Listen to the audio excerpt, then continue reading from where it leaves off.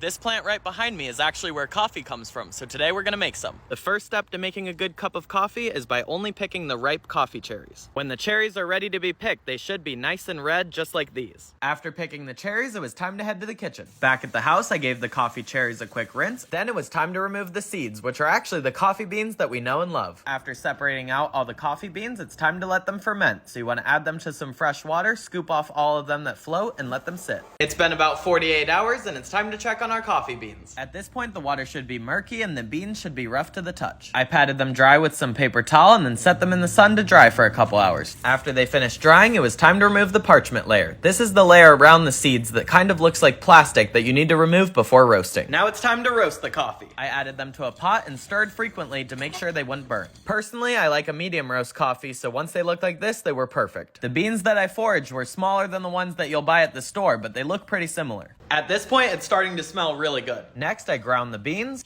After that, I added it to my French press and used it like you would any other coffee. It smells really good, but now it's time to see how it tastes.